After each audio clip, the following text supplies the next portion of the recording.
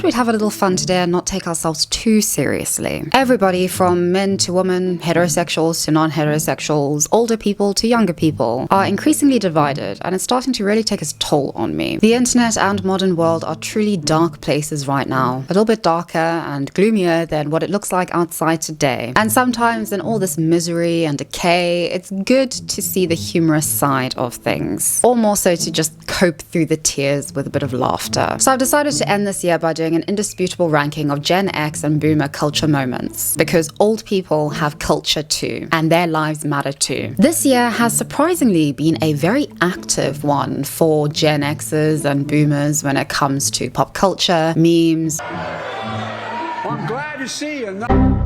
lawsuits and mugshots, and there's no better means to weed ourselves through this arthritic-inducing maze than with a glorious tier list. Tier lists are all the rage at this time of year, and so of course I am going to partake. We start off with the aspiring landlords tier. This tier is for moments that tried and failed. These moments are and represent the worst of the worst when it comes to Gen X and Boomers. I'll try to be nice. Our next tier is titled Answer Nuclear War, because according to any boomer, nuclear war and not climate change is the greatest threat to our existence. This tier is reserved for moments that seemed at the time incredibly explosive and catastrophic, moments that we'd never recover from. But of course, everybody has just moved on or doesn't care whatsoever. Going into the new year, these moments will be as redundant and useless as a fart in an empty room. Then we have the shotgun tier. Did you know that boomers invented shotgun? I most certainly didn't. And based on how old and vampire-like they are in their immortality, I'd hazard they invented real shotguns. These were moments that were not quite as explosive or catastrophic as those that will be in the A nuclear war tier, but they've happened, we had a chuckle or not, and we've moved on, especially going into 2024. And then we progress up to the true Riz tier. This tier is reserved for moments which demonstrate that which nobody has, yet everybody is obsessively trying to convince everybody else they have. True Riz moments are those moments that represent true charisma, true grit, and are moments that deserve our utmost respect. Like true Riz, these moments are few and far between. I doubt we've had more than one such moment in the whole of 2023. And finally, the creme de la creme of the tiers, you're simply the best. This tier represents moments that are so iconic that irrespective of whether they are good or bad, they deserve to be immortalized as definitive Gen X/Boomer moments in history for years, decades, nay centuries to come. These are time immemorial moments. Nothing compares, and we as mere spectating mortals are at the mercy of these moments. We don't deserve them, but we are so grateful for them. 2023 really represented the year of the nepo baby and our societal reckoning with the concept and reality of the seeming dominance or monopoly of nepo babies in especially the entertainment industry. Although any reference to a nepo baby typically refers to a Gen Z or young millennial celebrity, it's great to see that Gen Xers and Boomers are no exception to the rule. In January, Bernard Arnault, the owner of brands such as Louis Vuitton, Marc Jacobs, and Tiffany & Co., promoted his baby girl, daughter Delphine Arnault, to run one of his most prestigious and expensive labels, Christian Dior, proving that nepotism and not hard work is the way of the day for every generation, including a Gen Xer like Delphine. As I said, nepotism has been a huge and hot topic of the year, and it's often in conjunction with this idea that younger generations are lazier, entitled, and just get handed things on a golden platter, whereas older generations actually worked for what they have. They believed in meritocracy and effort. It's good to see that nepo babies don't have to be actual babies. In 2022, Christian Dior increased its profits by 23%, so it will be interesting to see whether Delphine continues this very impressive trend. I'm gonna have to put this in the aspiring landlords tier. Nepo babies, like landlords, aren't inherently bad. The market incentivizes particular practices and behaviors, and it doesn't mean that because somebody is a nepo baby that they are going to be inherently bad at their job, especially considering that Delphine has been working at her father's fashion empire since the year 2000.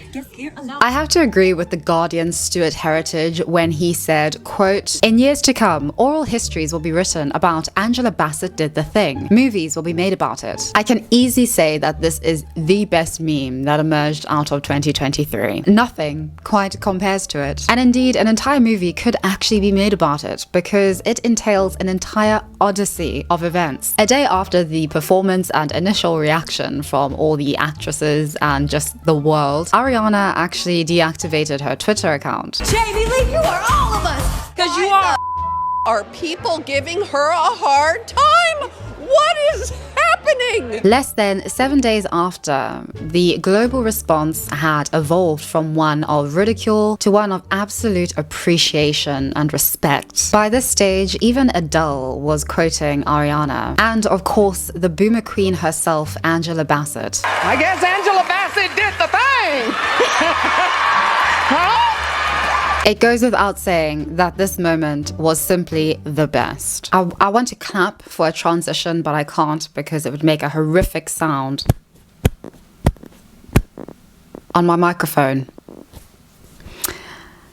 Next moment. In May, billionaire Jeff Bezos got engaged to Lauren Sanchez, and the internet, especially red pillars, went absolutely berserk. This is because Jeff Bezos should allegedly be building a harem of 20-year-old girls, but has instead decided to settle down with a 53-year-old divorcee. Sorry, let me be more specific. He's settling down with a 53-year-old divorcee who clearly has a mind of her own, a body of a plastic surgeon's, and a career history spanning from aviation to broadcasting. I wouldn't get engaged to Lauren Sanchez. Well, it's lucky she doesn't know you and therefore clearly doesn't want to marry you, boo. What is this comment? What is this logic? The response to Jeff Bezos' happy news has really overwhelmingly been people criticizing the looks, appearance, and age of his fiancée. And this isn't an isolated response, it's actually something I have been seeing a lot online. Whenever somebody shares news about their happiness or some joyful step that they are taking in their personal lives, the response has always been one that really represents the saying, misery loves company. There are increasingly people and communities online who just cannot bear to see other people finding happiness or joy, especially in a world that is so primed for misery and unhappiness. Instead of wishing people well or congratulating them on their found happiness and on their achievements, it has become the done thing, and more so I'd even say the expected thing, to wish them nothing but the worst, to just assume that inevitably everything is going to fail. It has become the done thing to make sure that you state directly to the happiness finders that they will inevitably end up cheated on, abandoned, alone, and unhappy. Forgive me, but I think we would be a much happier world if we projected happiness into the world or appreciated the happiness that others have found. This has to go into the shotgun tier for me. I wish them, like anybody who decides to get married, nothing but the best. Even billionaires with questionable ethics deserve happiness, they deserve to be loved, and to find somebody who they can rely on. But realistically, will anybody actually care after we've judged the price and the aesthetics of the wedding? May was also a big deal for another reason. And no, it wasn't the coronation of King Charles III and Camilla. Rather, the big deal had everything to do with the internet's fascination, actually fixation, with King Charles III's abnormally large fingers. Headlines like, King Charles' fingers, why is everybody talking about the monarch's hands? Littered feeds the world over. Speculation about the king's fingers has given the medical community a boost of relevancy. Our new king has himself laughed about the whole ordeal and speculation, instead deciding to call his own digits sausage fingers. Online medics have been positing and speculating either fluid retention or arthritis caused by dramatic changes in temperature. Yet the sausage fingers mystery is still, well, a mystery. And the most important thing to come out of all of this is no doubt the memes. Thank you, internet. Thank you. Surprisingly for me, this has to go into the true Riz tier. And before you howl, exclaim, and bitch, I can explain. What I love is that King Charles was able to laugh it off and was himself able to see the funny side and the joke to whatever condition he may have. He himself refers to his fingers as sausage fingers. And I think it is very important for, especially in this case, a man to be able to laugh at himself, especially to laugh at something that would and oftentimes does cause a lot of people great insecurity. I truly respect that, and I'm proud to call sausage fingers my king. The monarchy isn't going anywhere soon, and I'm glad we can have fun with them in the meantime. Now, at the end of July, the truly unimaginable happened. The world's wealthiest Gen Xer wasn't satisfied with purchasing Twitter the year before. Now, he had to rebrand it into something which can only be called a vanity project. X replaced Twitter, and it is still very clear that nobody really knows what Twitter stands for anymore. All we know is that since Elon's takeover, Twitter has become increasingly more right-wing and even more angry, delusional, anti-Semitic, and fanatic in thinking. User numbers are in retreat, and advertisers have left X en masse. Throughout 2023, data shows that those following Republican candidates has continued to increase in the face of the inverse when it comes to Senate Democrats. X has lost roughly 15% of its monthly users, and since Elon's takeover, downloads of the app have decreased by 38%. This is clearly in the aspiring landlords tier. Elon is the aspiring landlord of the modern world because he believes that he can save humanity from itself. And this idea of saving humanity from itself has been a key characteristic of Gen X and Boomer culture this year. There are a lot of alleged saviors purporting voting to save humanity. As the economist Schumpeter wrote just a few days ago, saving humanity is in vogue right now. It is a dangerous fetish. From July to August, if you happened for some reason to search Mitch McConnell, the Senate Minority Leader, you'd be met with headlines or GIFs, whatever, about his freeze-ups. In July, he froze up for over 20 seconds whilst addressing reporters. We're on a path to finishing the NDA this week. It's been good bipartisan cooperation and a string of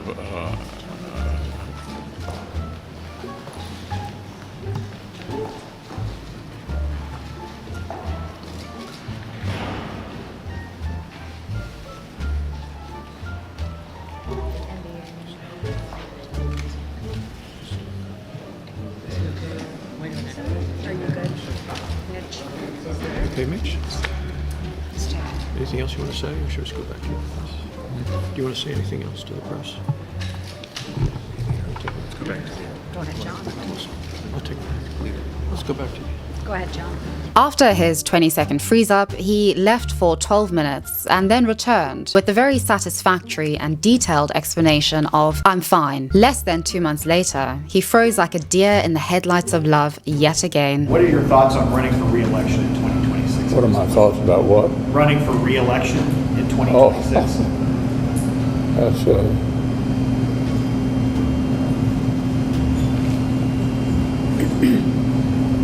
Did you hear the question, Senator? Running for re-election in 2026? yes. All right, I'm sorry, you all. We're going to need a minute. Although heartbreaking to witness for some and hilarious for others, it opened up a very important conversation into whether modern democracies are being undermined in their efficacy due to a lack of term limits. The growing generational divide can be seen in old lawmakers clinging onto power at all and any cost at the expense of, well, younger voters. Data systematically shows that this creates greater distrust and disillusionment in the entire democratic process.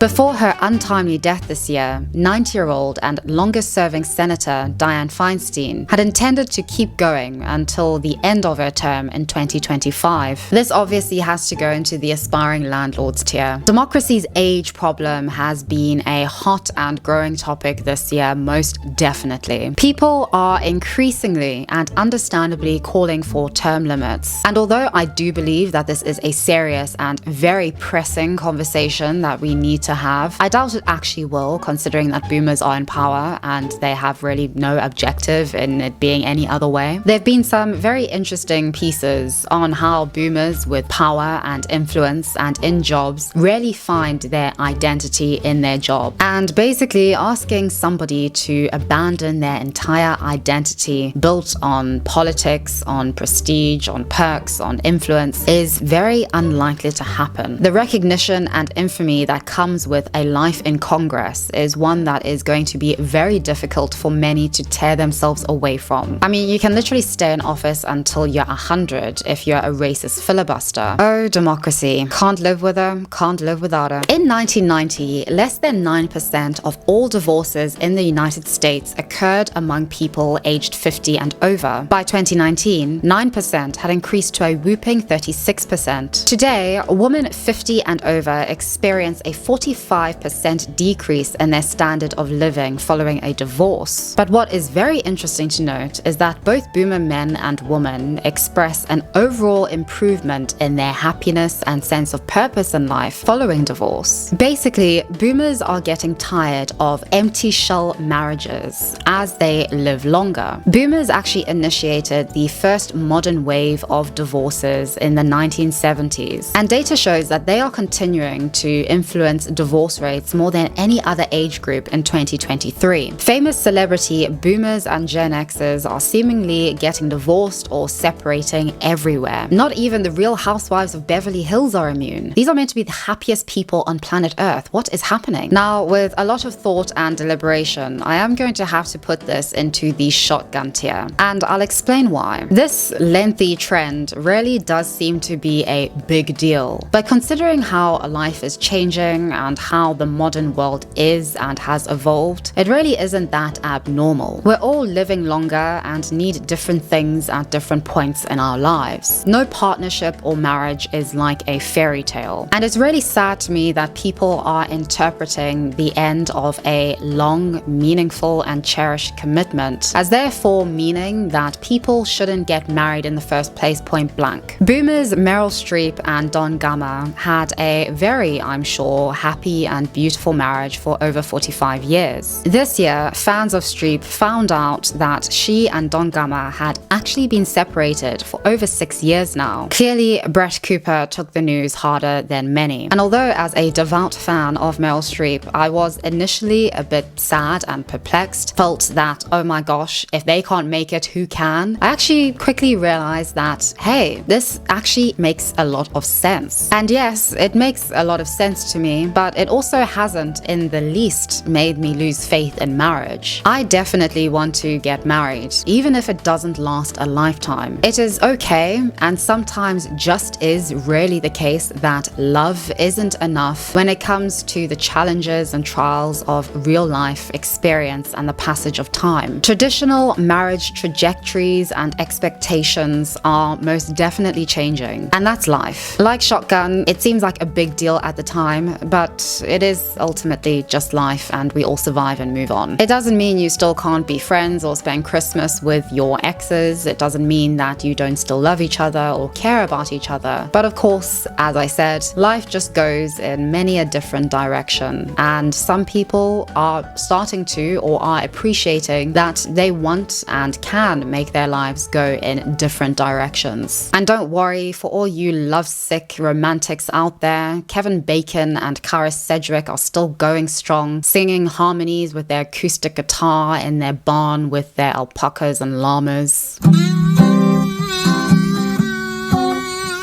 We'll end up sitting on a rainbow, but someday I might. Someday I might. God, no need to cut my foot loose, cut my ears loose. I jest. It's very sweet. Now, talking about Boomer and Gen X revelations about their non-marriages this year, Jada Pinkett Smith recently released her New York Times best-selling bombshell memoir. Worthy included a frenzied media tour, which set the record straight on Jada's marriage to Will Smith. In Worthy, Jada revealed that her and Will had been separated since 2016. Irrespective, they weren't going to let all this drama ruin their festive season photo shoot. It's amazing how social media displays of Christmas festivities can make anybody look normal, happy, and functional. I'm afraid this has to go in answer nuclear war. This crazy-ass marriage has been force-fed down the throats of the world and the internet for the past 3 years, and it's time to stop. This marriage, solely on its own merit, is giving all Gen Xers and their marriages a bad name, especially Gen X women. But I also have to say that Jada has been turned into this era's Yoko Ono. It's always easier to blame a woman for tempting, seducing, or ruining the life of some famous guy just because we don't like her or cannot fathom why a famous, pretty successful, decent guy could possibly want to spend the rest of his life with her. Hey, if they want to ride together, die together, bad marriage for life together, that's their prerogative. But please, for the sake of our sanity and well-being going into 2024, can we please leave this marriage in 2023? Geriatric dads were also a huge culture moment for especially boomers in 2023. Veteran boomer or silent generation actors Robert De Niro and Al Pacino both became baby daddies this year. The Senior Dads Club became all the rage in April of this year after De Niro fathered a child, a daughter, with his girlfriend, and decided to admit on live television that he doesn't change diapers or feature much in the life of his new baby girl. Did you think he'd be back on diaper duty these days? Well, I don't do the heavy lifting, I will admit, but I'm trying to do more. Not that I haven't done it in years ago, but anyway, I'm trying my best. Pacino welcomed a son in June with his now ex-girlfriend. They were together for a full year, so we know that it was serious and real. Now, you know as well as I do that I have got to put this into the aspiring landlords tier. To any aspiring geriatrics out there, listen good and listen well. Turn up the hearing aid. Accept your fate. You're in your late 60s, 70s, and 80s. You cannot possibly be a father to a child who is deserving of all the nurture, all the love, all the care and devotion in the world. No child deserves to lose a parent because said parent had no foresight and was too selfish to think of their child before themselves and getting their noodle wet. I wish all these newborns the best, and I am so very sorry that your fathers aren't going to be there to help you through and to witness the many joys, sorrows, and milestones of your life. As a Gen Alpha said to me the other day in the gym, man, that truly sucks ass. The mugshot of Donald Trump has its own Wikipedia page, and it is perhaps the ultimate culture moment of 2023. Now, this Wikipedia description itself cannot be beat, so I thank whoever wrote it. On August 24th, 2023, after being indicted on racketeering and related charges, Donald Trump, the former president of the United States, voluntarily surrendered himself to authorities at the Fulton County Jail in Atlanta, Georgia, where a mugshot of him was taken. In the photo, Trump, wearing a blue suit with a white shirt and red tie, glowers at the camera in front of a grey backdrop, his face lit from the side and above. It is the first and only police booking photograph of a US president. We have received some of the world's greatest memes and merchandise from this single mugshot alone. It's just the way that the hard white light hits the ironed out waves of Trump's American Girl doll toupee, perfectly complementing the gradual regression from burned orange to russet when moving the eyes anti-clockwise from right to left. This is a phenomenal testament to the photographer's attention to the art form. Although this culture moment has a tinge of aspiring landlord to it, for instance, 90 minutes after Trump was released from prison, his campaign team released merchandise with the mugshot pasted all over it. This, no doubt, has to go into You're Simply the Best. Unquestionably, indisputably, it just has to. But I guess if for a brief minute we take the world seriously, we'll go back to coping just now. This mugshot and going voluntarily to jail had absolutely nothing to do with respecting the rule of law. It was merely PR. Stripping away at the humor and funniness of it all, this mugshot really represents how low modern representative democracy has fallen and what a circus we live in. But hey, who needs to worry about that when UFOs are back in vogue and are going to take over, at least according to boomers on the internet. Oh yes, you heard me right. UFOs are back in vogue, especially for Gen X and boomer lawmakers and their Republican proteges. As a result of increased sightings this year, a bipartisan committee, composed mostly of Republicans like outspoken Gen Xer Tim Burchett, are demanding that government records on UFOs be released and made public. Basically, the House Oversight Committee hosted a highly anticipated event. Taking center stage was whistleblower David Grush, whose hearing was as anticlimactic as page 1 of 50 Shades of Grey. Boomers on Twitter are furiously fuming that the media isn't paying enough serious attention to the subject of UAP and UFOs. Boomer comedian David Foley was most upset. Another great piece, in The Hill, about the media's extraordinary abdication of journalistic responsibility on the subject of UAP. When the most powerful man in the US Senate is demanding disclosure, how do journalists look the other way? Well, I guess it's because there's actually something real to look at the other way. So-called frontier science has been all the rage for serially online conspiracy-brained boomers and Gen Xers. The belief is that governments, specifically the US government, are covering up alien sightings, visitations, and abductions. Gen Xers like Sean Kirkpatrick, Ross Coulthart, and Leslie Keane are all the rage. The question on everyone's mind, will the Pentagon be able to do the impossible? That is, prove to the all-knowing and stubborn boomer and Gen Xer that what they believe to be non-human visitors to Earth are in fact not that? I doubt it, but it's all good fun. Now, considering the media is already bored of this story, no doubt everybody else is or will eventually, very soon, be just as bored of this story. So obviously this is going into shotgun. UFOs could not possibly compete with an upcoming US presidential election, and I doubt that anybody, excluding those who have already dedicated their entire life and meaning to UFOs, will actually care about UFOs in 2024. Now, it wouldn't be 2023 without mentioning Jordan Peterson's evolution into fashion, devolution into madness. Troll demons are not human, right? Anonymous troll demons are not human. Right. You don't put them in with the people. You put them in like anonymous troll demon hell. And if you want to go there and visit and see what they're up to, no problem. Now, although Jordan Peterson has devolved into a cranky old man with an unvetted Twitter account, lamenting about the good old days which never existed, he has emerged into an unassuming style icon. I should tell you about my suit first. Maybe you care about that. Maybe you don't. The first thing you need to know is these are tiny Elon Musk heads. And this is a Twitter suit. In the lining here, there's a bunch of comments from Twitter about another suit this company made for me. This company is LGFG. And they came to me a couple of months ago and asked me if I wanted them to make me some suits, one for each of the rules from 12 Rules for Life. And they sent a little deck of creative ideas, and they were very creative. And so I thought, well, sure, why not? They've been working extremely hard and extremely creatively to make me these crazy suits, and so it's been kind of fun to wear them. Turns out I like this. I didn't think I would necessarily, this kind of powder blue with beige, but it seems to be real nice. So it's fun. Peterson's designer hell suits went viral earlier this year. They're basically a collection of 12 suits designed specifically for him by LGFG as an homage to his bestseller. Considering the revelations about Russell Brand this year, I cannot say that suit 9 aged very well. Although personally, I do have a soft spot for suit 4. It's most definitely this femcel's dream to have Friedrich Nietzsche rubbing up against her sweaty back.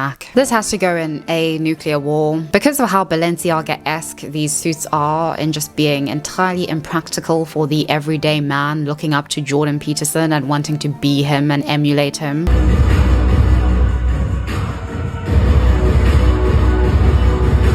I doubt these suits will stand the test of time for anybody hoping to deal with a midlife crisis via a total wardrobe revamp. I think this seemed like a big idea and a big thing at the time, inducing lots of men to up their wardrobes, but we've moved on. And continuing down the path of cranky old men, Kid Rock's response to Bud Light's Dylan Mulvaney sponsorship deal started an infamous trend among boomer men, and at times their women, shooting down Bud Light targets. Grandpa's feeling a little frisky today.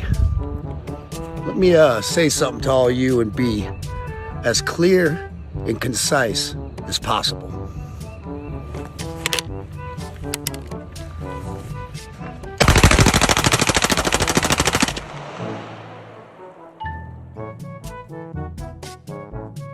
Fuck Bud Light and fuck Anheuser-Busch. Have a terrific day.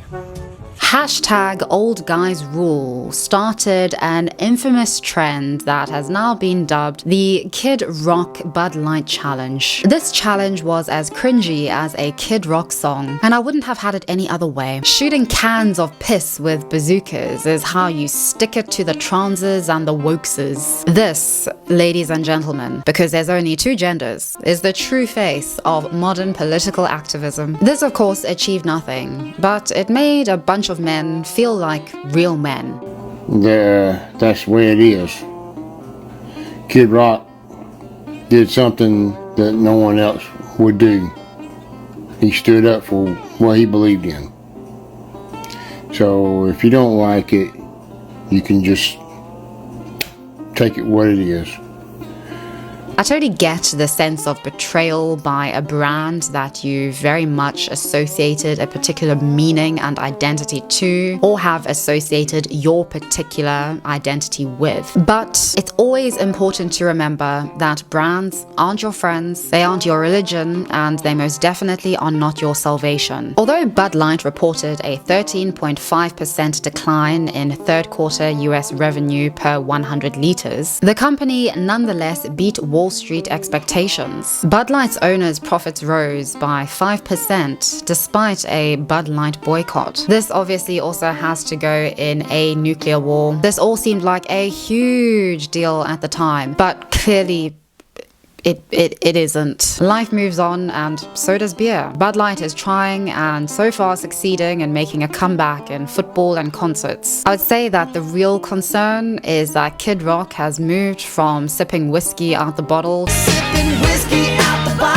to drinking Bud Light in all seriousness. And now onto a Gen X moment with a bit more of a feminine touch. Although in no way comparable to the Johnny Depp versus Amber Heard trial, lifestyle guru and Goop founder Gwyneth Paltrow's ski crash trial deserves an honorable mention. Retired optometrist Terry Sanderson sued Paltrow for liability in a collision at a posh Utah ski resort back in 2016. The trial lasted 2 weeks, in which time Gwyneth Paltrow not only became a style icon with reference to this year's greatest fashion trend, quiet luxury, she also became a kill 'em with kindness icon. Sanderson sued Paltrow for $300,000 US. Paltrow countersued for a single dollar. $1 in symbolic damages, is that accurate? It's an actual dollar that I'm asking for. Okay. What followed after the verdict was perhaps the most characteristically boomer Gen X exchange the world has ever been privy to. On leaving the courtroom, after a jury had found Sanderson to be 100% in the wrong and awarded Paltrow her $1, she gently touched his shoulder and said, "Not gonna be making a statement." To which he responded, "Today, love her or hate her, this has to go into true Riz." Paltrow oozed charisma this entire trial and ended it off beautifully with her final words. Being insanely rich allows you the time to cultivate Riz like nobody else can. Is it true that you feel it's unfair that Mr. Sanderson has brought this case against you? I do. And he has deterred you from enjoying the rest of what was a very expensive vacation? Well, I lost half a day of skiing. A few moments later. You had a full day pass, but you can only ski a half a day. Yes, I went back down after lunch. Okay, right. And that's when you had lunch and you got a massage?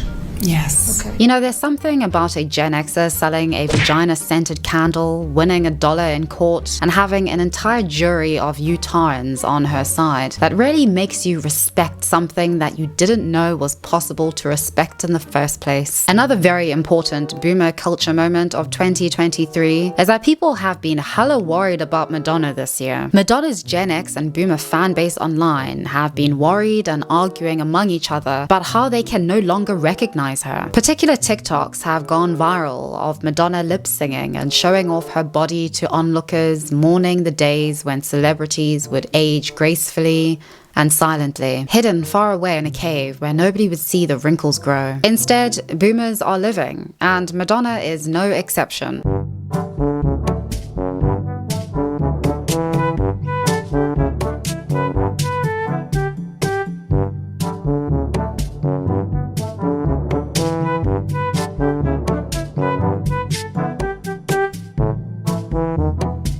The thing with living life is that it means different things to different people, especially when you're a celebrity whose body and face have been hyper-analyzed and ridiculed since your performance at the 1984 VMAs. We all have our insecurities and deal with them in clearly very different ways. Some of us binge eat, some of us abuse others, and some of us go under anesthetic. This for me was a very shotgun and just is a very shotgun moment. This year, everybody's been very upset with boomer and Gen X women for simply living their lives, especially if they've gotten noticeable work done, if they are wearing revealing clothes, or God forbid a bikini. And even worse, if they're doing something as cringe-worthy as a Gen Zer or Gen Alpha would do online. It's kind of nice to know that irrespective of age or generation, humans collectively do and say cringy, bizarre, and weird things online. And I must say that that is something something that I do find quite endearing about this era in Madonna's life. She's insane, but she's clearly doing the best that she can with the resources at her disposal. And like everybody, she obviously fears aging. And I can definitely see why this is such a fear or concern for Madonna, especially as her fan base have always been obsessed with who she once was in the 80s. And now, brethren, the finale. I think it is only appropriate that our final Gen X and Boomer culture moment of 2023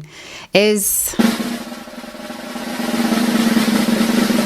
that one time when the presidents of Harvard, MIT, and UPenn were incapable of collectively or individually answering the question as to whether calling for the of Jews violated their school's codes of conduct policy. Ms. McGill, at Penn, does calling for the of Jews violate Penn's rules or code of conduct? Yes or no? If the speech turns into conduct, it can be harassment. Yes. I am asking specifically calling for the of Jews. Does that constitute bullying or harassment? If it is directed and severe or pervasive, it is harassment. So the answer is yes. It is a context-dependent decision, Congresswoman. It's a context-dependent decision. That's your testimony today. Calling for the of Jews is depending upon the context. That is not bullying or harassment. This is the easiest question to answer yes, Ms. McGill. So is your testimony that you will not answer yes? If it if the yes speech or becomes no? if the speech becomes conduct, it can be harassment. Yes. Conduct meaning committing the act of. A few moments later. In that moment, I was focused on our university's longstanding policies aligned with the U.S. Constitution, which say that speech alone is not punishable.